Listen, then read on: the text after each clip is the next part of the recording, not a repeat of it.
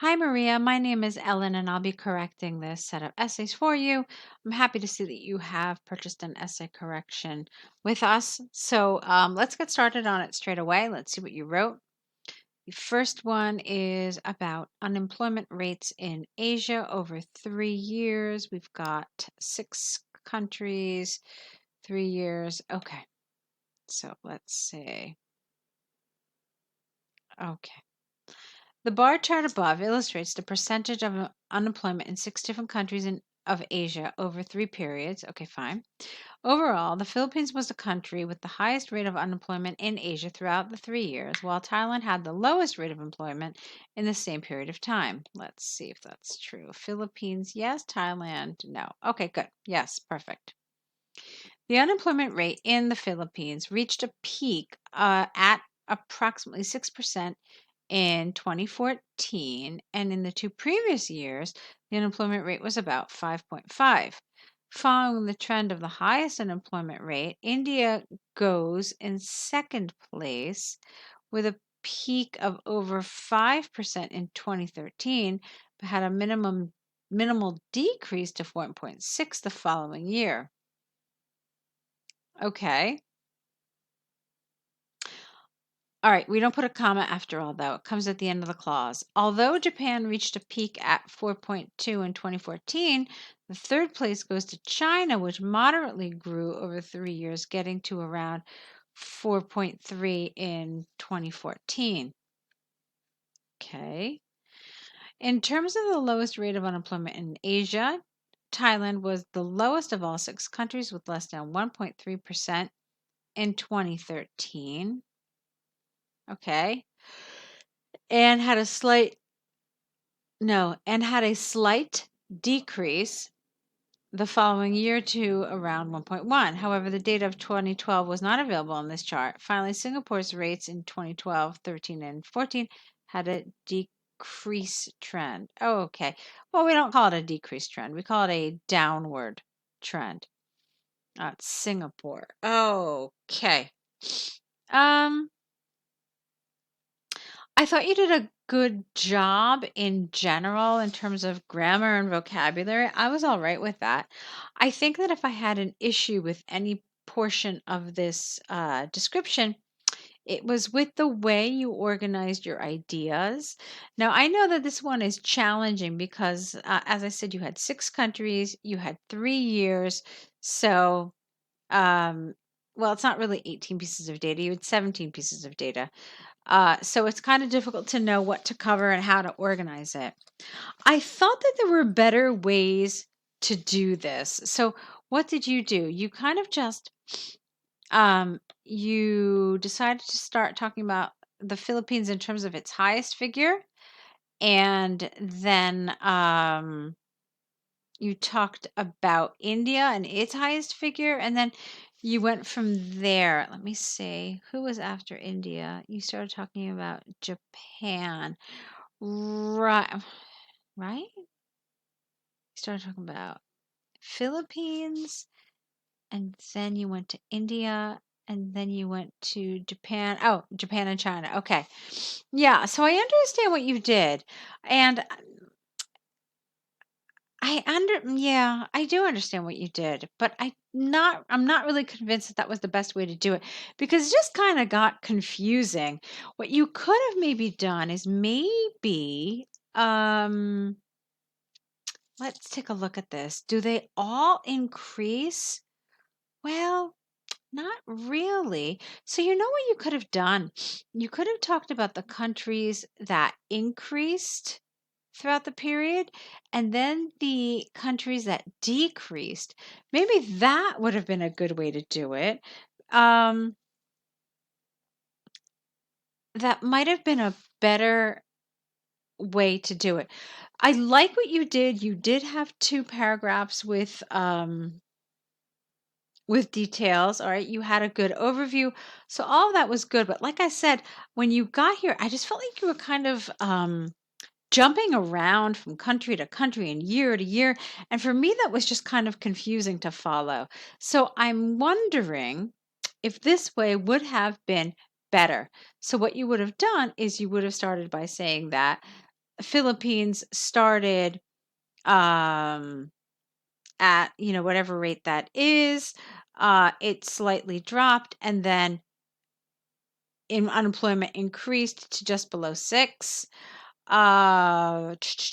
Then you could say that a similar trend was found by Japan, where after a decrease, it then increased to above 4%.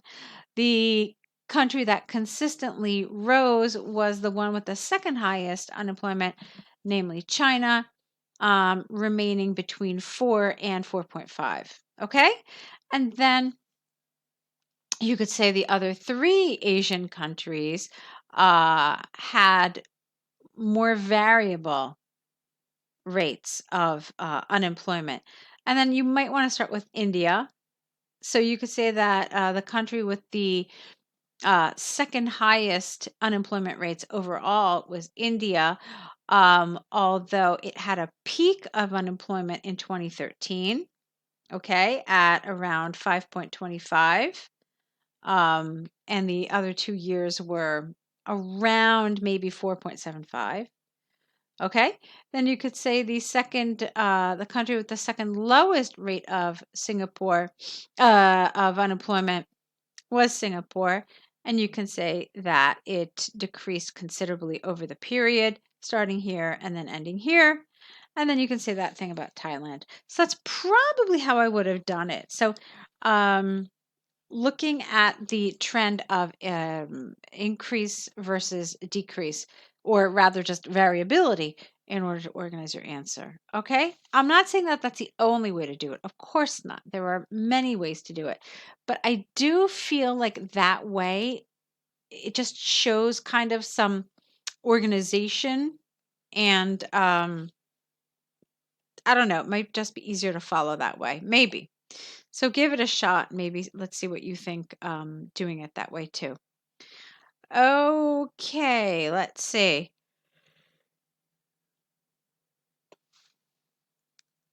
Let's take a look at this international marketing essay. Discuss both views, give your opinion. Let me see. I see here that you've got 5 paragraphs. We typically recommend a 4-paragraph structure, Maria. You don't need to have a paragraph that just deals with your opinion. Essentially, it should be incorporated into one of the other paragraphs. So there's really no reason to write it again, because then it often becomes rather redundant. In any case, let's see what you wrote here. It is considered by some that international marketing can sometimes be invasive into the country, while there are those who think that it is necessary because it increases their economy, ideas, language, and culture. In my opinion, I believe that international marketing is vital to bring countries closer for trading purposes while it does not affect local businesses. All right, so a couple of things that I want to point out here. I felt like some of this was really kind of copied. Look at this. Can sometimes be invasive, sometimes seen as invasive. It's almost identical. And then ideas, language, and culture. Ideas, language, and culture. That was directly copied. Then you mentioned economy, but the essay actually doesn't want you to talk about economy. It says economical form of education. What I want you to do is I want you to look up what economical means, okay? And you'll see that it actually has less to do with the economy than you think it does. So that's something I want you to check, okay? And this is one of those really interesting things that IELTS does to make sure that you understand certain vocabulary, okay? You know that it never checks vocabulary directly. So this is one of those indirect ways that it's checking your vocabulary. Okay. So you said it brings countries closer together while it does not affect local business. Okay, I don't know what you mean by that. It does not affect local business, but let's take a look and see how you develop this. All right, careful. This is on the one hand, not on the one hand. So on the one hand, many people have seen, okay. Many people have seen as an invasive and an intrusion the use of international marketing. Okay, so this is inappropriate syntax. The word order is wrong. You have to rephrase this to make it more appropriate for English. On the one hand, many people have seen the use of international marketing as invasive and intrusive. Careful. I know it's written here. You can't keep using it. I know we already saw that you used invasive here. Now you're using it pretty much identically to how it was here. It's not in your best interest. It shows the examiner a lack of lexical resources, and that's not going to serve you well.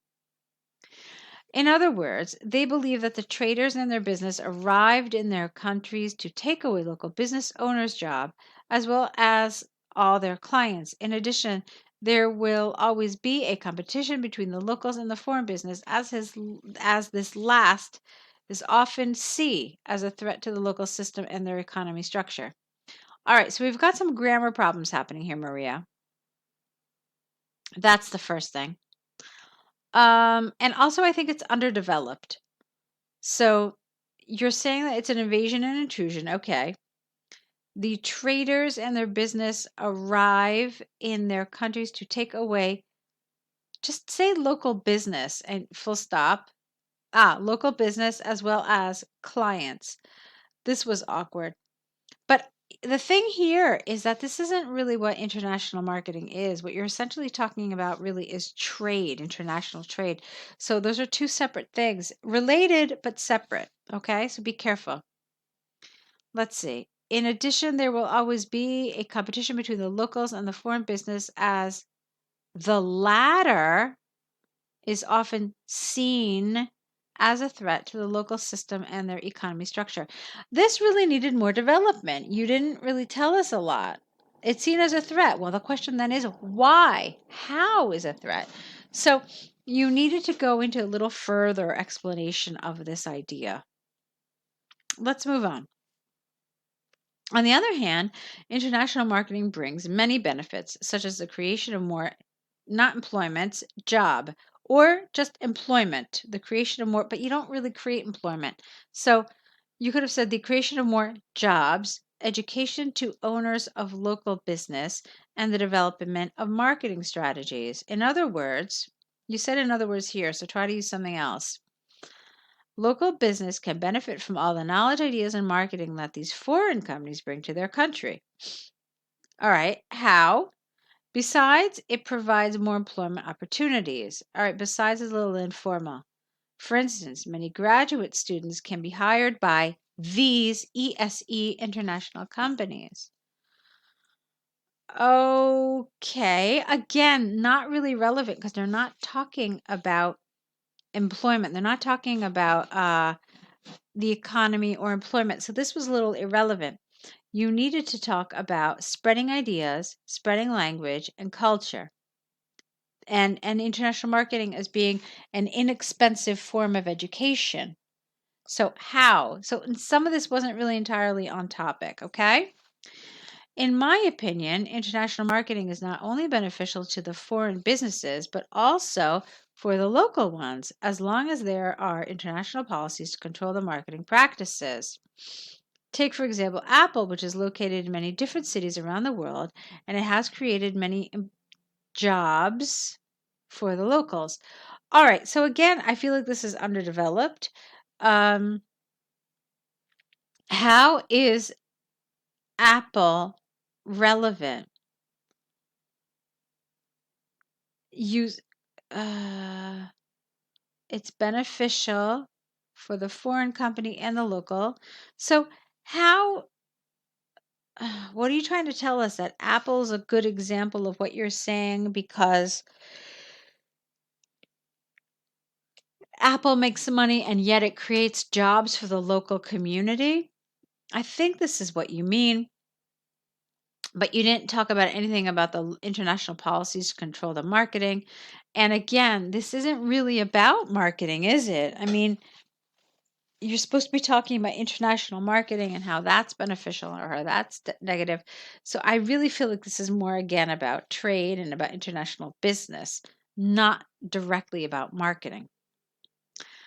Also, again, as I said, this really should have been incorporated into the paragraph that talked about the positives of this. So it shouldn't have been on its own, really.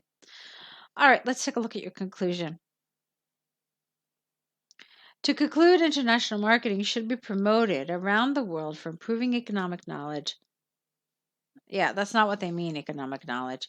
That's not the same as economical form of education. They're not synonyms, okay?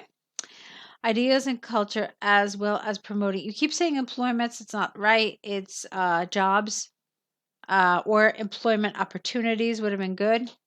People should realize all the advantages that this could create. Okay, that's fine. So Maria, I think that you definitely are on the right track here. I think that some of the things some of the elements of your writing um, need a little work. So some grammar, organization of your ideas. So kind of structuring your essay in a more appropriate way would have been good. Developing some of these ideas a little further also would have been in your best interest. So it's a fine essay. I don't think in your email you've told us what score you need. Did you? Ah, yes, you did. Okay. Um, yeah, so to get to where you need to be, I think that this needs a little work. I think it needs better structure, better vocabulary, higher level vocabulary, and some more accurate grammar. Okay. We are more than happy to help you with that. I want to see you on the course. I think the online course would be exactly what you need to get you using proper sentence structures, to tell you how to develop your essays, and with support and with ideas. I really think that the kind of guidance you're going to get from the course is just going to be absolutely what you need to get you to the score that you have to get for your university. So please do take a look at it. I'd like to see you on the course. As I said, I think it'll be really immensely helpful. And I want to wish you a lot of luck.